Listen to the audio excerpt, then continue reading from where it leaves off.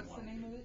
The Bike Collective, Des Moines Bike Collective, 617 Grand Avenue, right across the street from the Rouen building, under the parking ramp. I feel like Woody Allen when I say that. Under the parking ramp next to Boson. John Boson has given us space, 1,400 square feet rent-free for a year. Very, very cool.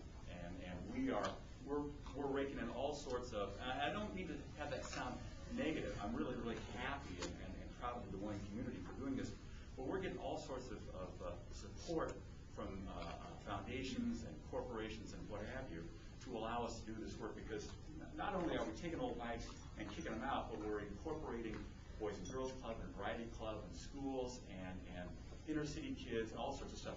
Because it's one thing to give them a bike, but it's another thing to give them a bike and the knowledge how to maintain them, how to change a tire, how to fix a chain if it's broken, and all this kind of stuff, and have them realize, as you guys should realize too, if you're going to get a bike, this is more than just a toy. It's more than just something I keep in the garage. Because if it is, bring it down and collect it. But it's like the Peace Corps thing. You can give them fish, or you can teach them how to fish, or in our case, you can teach them how to make a rod and reel, right? So, and that's what we're doing. It's a good thing, and we're always looking for volunteers. But we are going to start doing sort of a cut rate fit for maybe, I think we're talking about $50 to do that. And it's not going to be lasers and smoke and mirrors and stuff like that, but it will be a very, very good set of dimensions for you to have. And so you'll just need to keep on top of the collective to find out about that. Or you can go to any of the other fine bike shops around that will do that. But again, once you get those dimensions, unless you grow, they'll be good forever. Right? So get a bike and make sure it fits. And then what kind of bike do you want? Well, I talk about how you can have an old bike and have it be a great bike. You can go out and spend thousands of dollars, and anytime you think you spend a lot of money on a bike, somebody spent more than you, right? And that doesn't make them a better bike rider. It just means they got a nicer bike, or at least a more expensive one. And I thought about riding out my zippy little racing bike, but I thought, what's the point of that? Anybody can buy a nice bike, and my hope is that you'll get an old one and love it because it fits you and because you're wearing the right stuff. And I stopped at shoes, but for years I didn't get an actual pair of cycling shorts until I was living in Mason City, and I had done rag ride for years with underwear and jeans, and that's not good. And all of a sudden I got a real pair of shorts.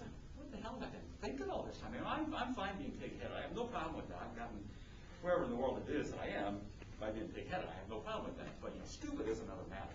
So and back in the day, they called the little pad in your shorts chamois. They used to be like actual deerskin chamois. Oh my God, they're nice. But they don't do it anymore, because I don't know why. I guess it's cheaper. But you slip those things on and life is all better. Anyway, so good shorts. Yeah, you're laughing because it's true. Now, when you're done riding, take them off for God's sake. All right. One of the things we do on rag rides is keep track of chamois time. Because you're at the beer garden at night, and the clock's still running for her. It's not a good thing. So, but that's just fine. All right. So, and there's people at the end of the rag ride who will probably have to take my shorts off. Yeah, I know, we can tell them. But anyway, so the proper clothing, and also you can get the nice tops and so forth. And my shirt's almost dry. But there's marvelous, high-tech stuff you can wear. Just get something that's safe and sensible and that you like. Because if you have stuff that you don't like, you're not going to do it. All right. So then we're up to the shoulders now. If you want to wear gloves, fine. I don't care. I like to wear gloves if I'm doing a criterion because you do a lot of cornering and you're more likely to crash. And I don't like taking rocks out of my hands. Other people wear them all the time. That's fine. Whatever you want to do. Headwear, helmets, touchy subject with me. All right. You've got to wear a helmet when you race. That's one of the rules, and I'm fine with that. I'm so sick of people telling me that I should be wearing a helmet when I get on my bike. That's just nonsense. Because and I was telling Kelsey about my granddaughter, who's not quite 4. She's been riding bikes for 2 years. She started about when I did. And my grandson, who's not quite 1, I found a bike called a Strider cycle. And this poor little guy, oh my God, he's about this big and weighs almost as much as Nyla does. But I got him this little Strider cycle that has foam rubber tires, but they're dense foam, little handlebars, a saddle will go down about that far, and no pedals. So, and you can go to stridercycles.com or go to YouTube and look for Strider cycles if you've got little kids. Because you learn how to maintain balance and handle a bike before you worry about pedaling and so forth. And so he's learning how to do that, and we had to get him some pretty thick-soled shoes because his legs weren't quite long enough to bike out. I really wanted him to ride that bike before he could walk. It was close, but he's walking now, and that's fine. That's fine. But again, I did a video of his first bike ride on the Strider cycle, and we went, maybe 3 or 4 blocks, and that little guy was smiling so much. It's just like that's what cycling should do to you guys. And you really should. It really should. That you're riding a bike, and it's better than any drug I've ever tried, and I've tried a lot of them. So it really is, the ultimate. Statute of limitations.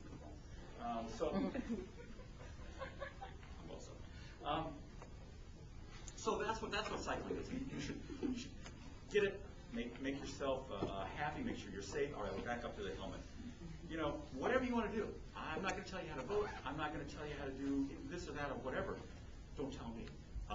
I've been riding for over 50 years. I've been racing since '83. It just happens in the last year and a half I've had some crashes, but one of them, the worst one that wound up with started the whole damn string, was in a race where I had a helmet on, but broken ribs, broken collarbone, collapsed lung, and a good concussion. So yeah, and I didn't know about the lung until a couple days later. I was down in the shower washing my hair. Man, that grinding sounds familiar, And so I put on my list of things to do. Go to the hospital, check out my collarbone. I had other things to do. I got my bike ride and all this stuff, and it wasn't fun at all. So I go to the hospital, and they said, they did the X-rays and all this kind of stuff. Well, you got a collapsed lung, and I said, you just stick a tube and blow it back up, right? Yeah, okay. Well, let's do it then. So at this point, then they shot me full of drugs, morphine, which is, it was great. My phone rang, and of course, always the vigilant attorney. It's a client of mine, and I'm just like loopy as hell. And I'm trying to do this thing, and then I say, I got to go now, and they stick this tube in me, and that's the last thing I know. Anyway, so helmet didn't save me there, right? And I've been racing for, like I said, since '83. This was in fall of 2006, so 23 years of racing. I'm a Category 1, so that's one step low from being a pro, one step below that. So, I know what the hell I'm doing, right? I didn't crash because I was or wasn't wearing a helmet. I crashed because I went into a corner a little too fast. My rear end went out. All right, so that happens. The other 2 crashes, I'll spare the gory details. You can talk to Kelsey about those if you want to know them. But completely unrelated, and it would or would not have. Well, maybe the bloody gusher maybe wouldn't have been quite as bad. But nevertheless, that's my choice, and I live with the consequences. But I've had several friends who have been struck and killed on bikes, by cars, and that's a whole other crusade.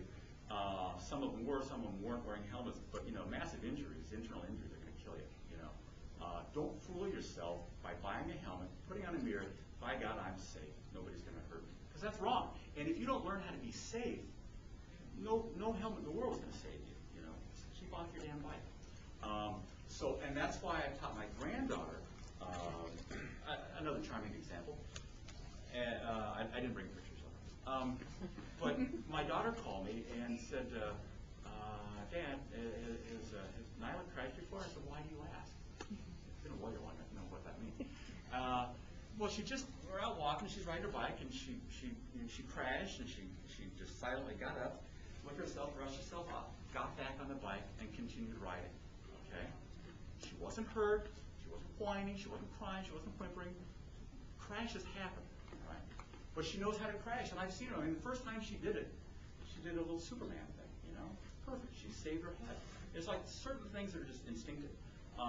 Now, we're not out in the street with her yet, but we have gone around town on the sidewalks and crossing streets and so forth. But you've got to learn to be safe, because if you're not going to cover your rear, nobody else cares, right? And trust me, if you're right around Des Moines, you know.